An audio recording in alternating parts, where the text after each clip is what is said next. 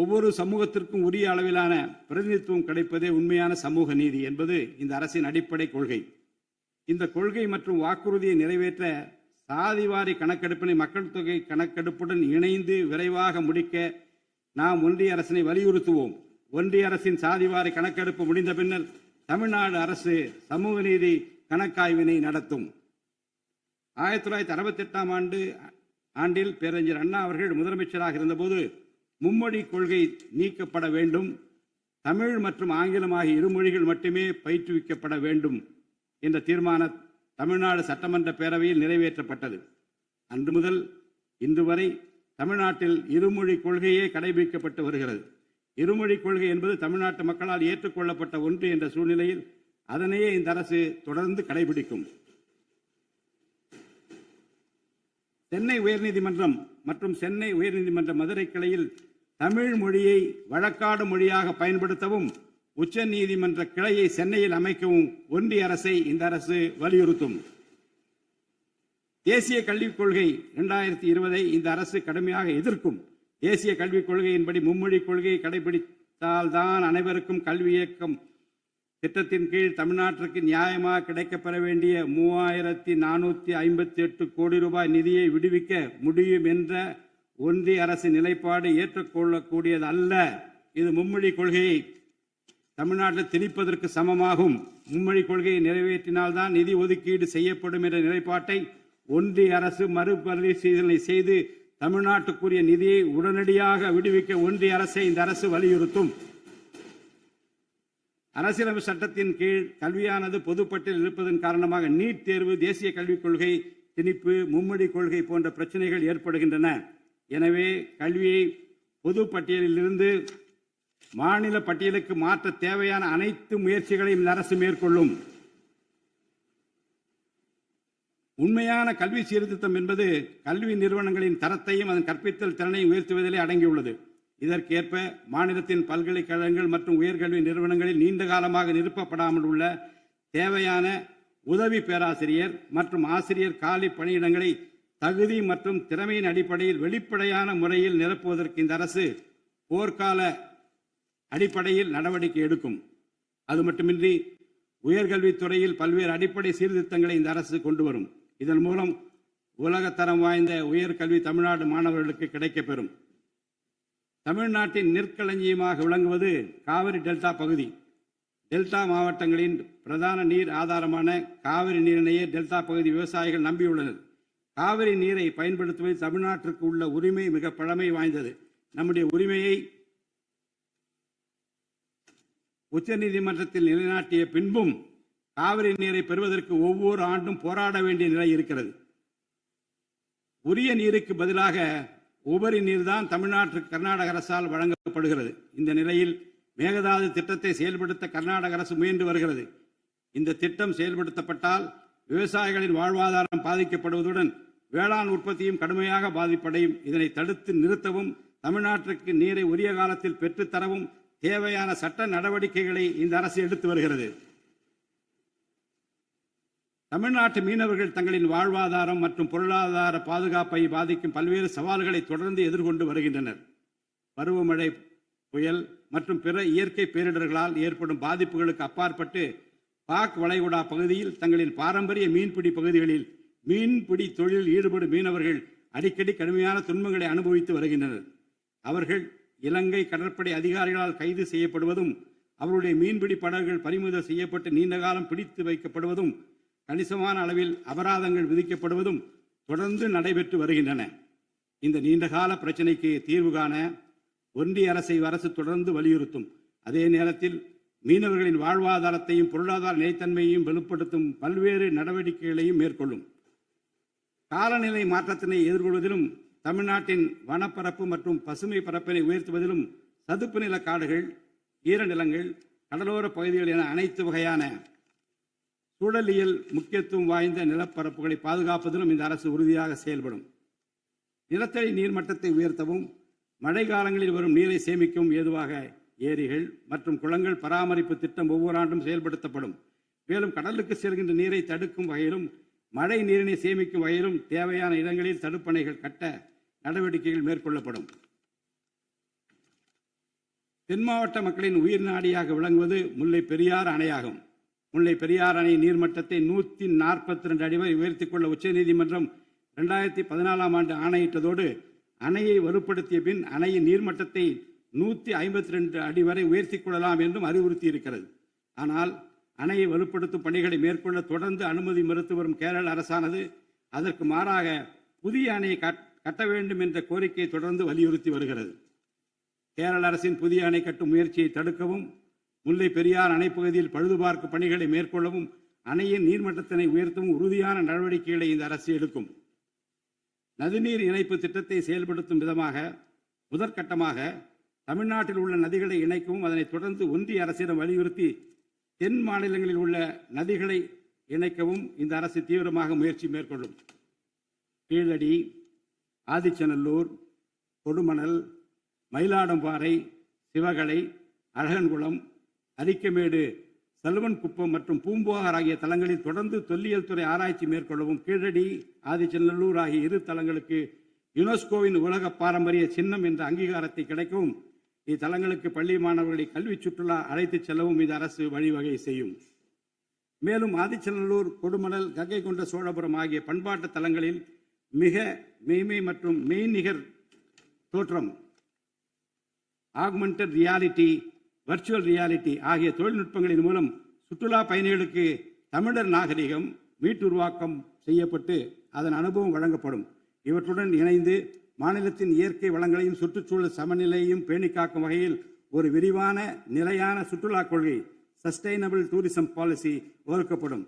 சுற்றுச்சூழல் பாதுகாப்போடு உட்கமைப்பை மேம்படுத்தி தமிழ்நாட்டை உலகளாவிய பாரம்பரிய மற்றும் சூழல்சார் சுற்றுலா தலமாக இந்த அரசு மாற்றும்.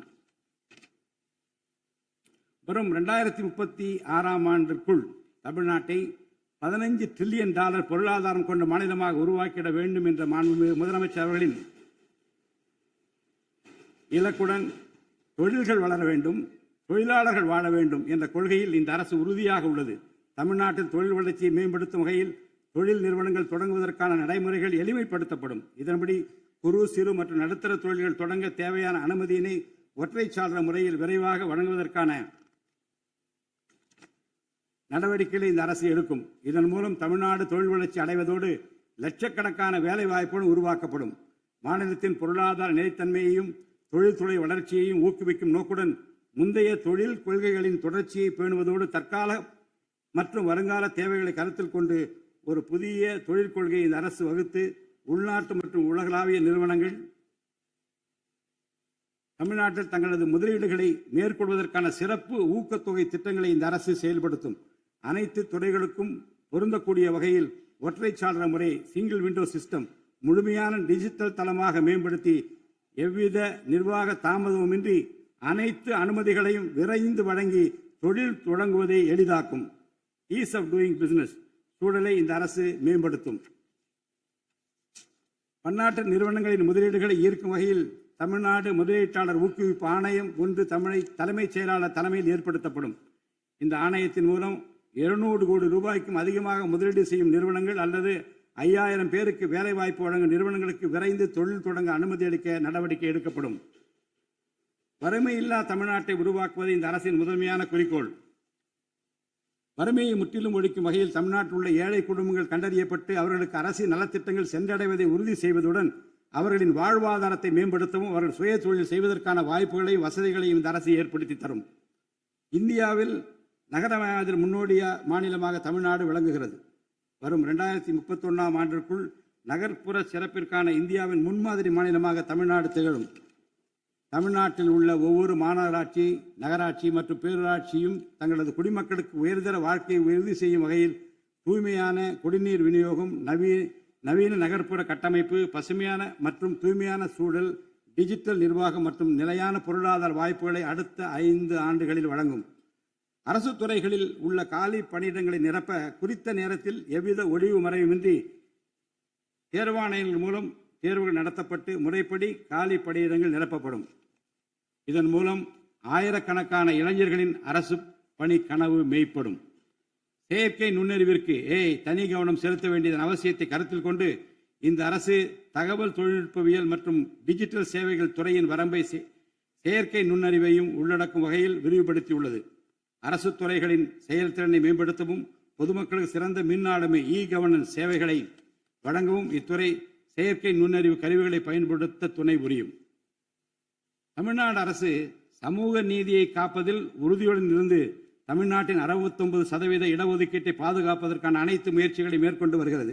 மேலும் சிறுபான்மையினரின் அரணாக திகழும் அரசு சிறுபான்மையினரின் முன்னேற்றத்திற்கும் அவர்களின் உரிமைகளை நிலைநாட்டவும் என்றும் உறுதுணையாக இருக்கும். இந்த அரசு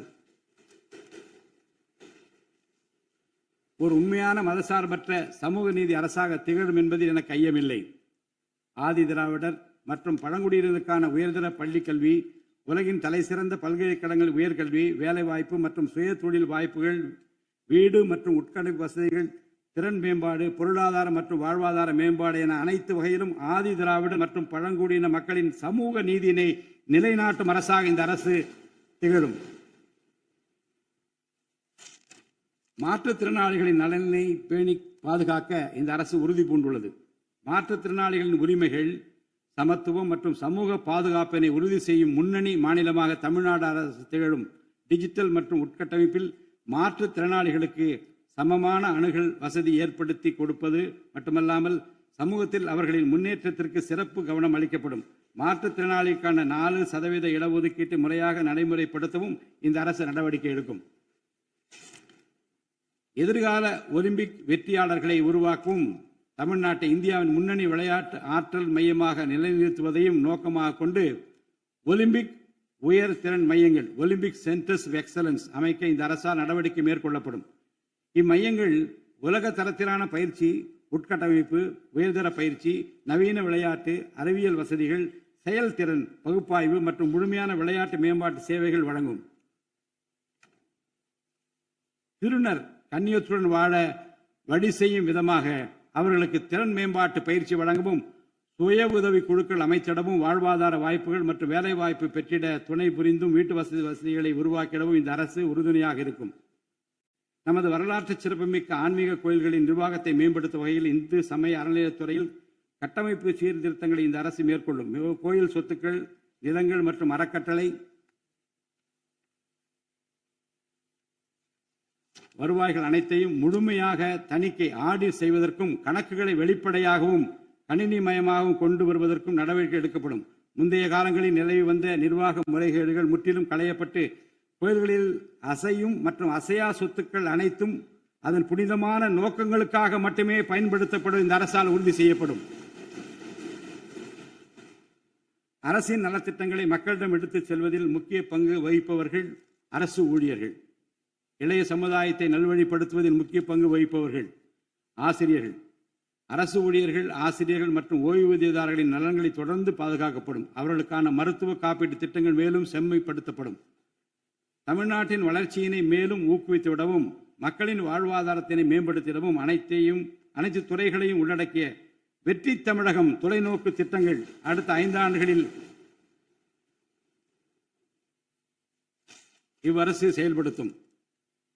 தமிழ் அடையாளம் மற்றும் பெருமை, கண்ணியமான வாழ்வு மற்றும் சமூக பாதுகாப்பு, மகளிர் நலன், இளைஞர் நலன், விவசாயிகள், விவசாய கூலி தொழிலாளர்கள் மற்றும் மீனவர் நலன், உலகத்தரம் வாய்ந்த கல்வி, வளமான தமிழ்நாடு, சிறந்த மருத்துவம் மற்றும் சுற்றுச்சூழல், உலகத்தரமான கட்டமைப்பு மற்றும் மக்கள் நல அரசு, நேர்மையான மற்றும் வெளிப்படையான நிர்வாகம் என 10 தூண்களை உள்ளடக்கிய வளர்ச்சி பாதையாக இது இருக்கும்.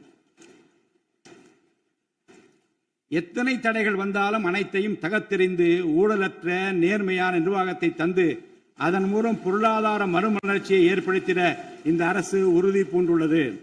அரசின் நலத்திட்டங்கள் அனைத்து பிரிவினரையும் சென்றடைய இந்த அரசு செயலாற்றும். இந்த அரசால் அறிவிக்கப்பட்ட வாக்குறுதிகள் அனைத்தும் மாநிலத்தின் நிதி நிலையை சீரமைத்து வருங்காலங்களில் ஒவ்வொன்றாக நிறைவேற்றப்படும். தமிழ்நாட்டு மக்கள் மிகுந்த எதிர்பார்ப்புக்கிடையில் படைபலம், பணபலம், அதிகார பலத்தை மீறி மாண்புமிகு முதலமைச்சர் திரு ஜோசப் விஜய் அவர்களின் தலைமையிலான இந்த அரசை தேர்ந்தெடுத்திருக்கிறார்கள். இம்மக்களின் எதிர்பார்ப்புகளை நிறைவேற்ற வேண்டியது இந்த அரசின் கடமை. இந்த கடமையை நிறைவேற்ற சட்டமன்ற உறுப்பினராகிய நீங்கள் எல்லாம் இந்த அரசுக்கு ஒத்துழைப்பு அளிப்பீர்கள் என்று நம்புகிறேன். இந்த மாமன்றத்தில் நடைபெறும் விவாதங்களில் கலந்து கொண்டு அரசுக்கு ஆக்கப்பூர்வமான ஆலோசனைகளை வழங்குவீர்கள் என்பது எனக்கு ஐயமில்லை. பிறப்புக்கும் எல்லா உயிர்க்கும் என்ற வள்ளுவரின் வாக்கிற்கு ஏற்றார் போல அனைவருக்குமான அரசாக, மக்களுக்கான அரசாக, வெறுப்பு வெறுப்பின்றி நேர்மையாக, வெளிப்படையாக, ஒளிவு மறைவின்றி இந்த அரசு செயல்படும். தமிழ்நாட்டை இந்தியாவிலேயே தலைசிறந்த மாநிலமாக உருவாக்கி காட்டுவோம். மற்ற மாநிலங்களுக்கு முன்மாதிரியாக தமிழ்நாடு விளங்க பாடுபடுவோம். அரசின் இந்த முயற்சிக்கு சட்டமன்ற உறுப்பினர்கள் அனைவரும் முழு ஒத்துழைப்பு நல்க வேண்டும் என்று கேட்டு எனது உரையை நிறைவு செய்கிறேன். நன்றி, வணக்கம்.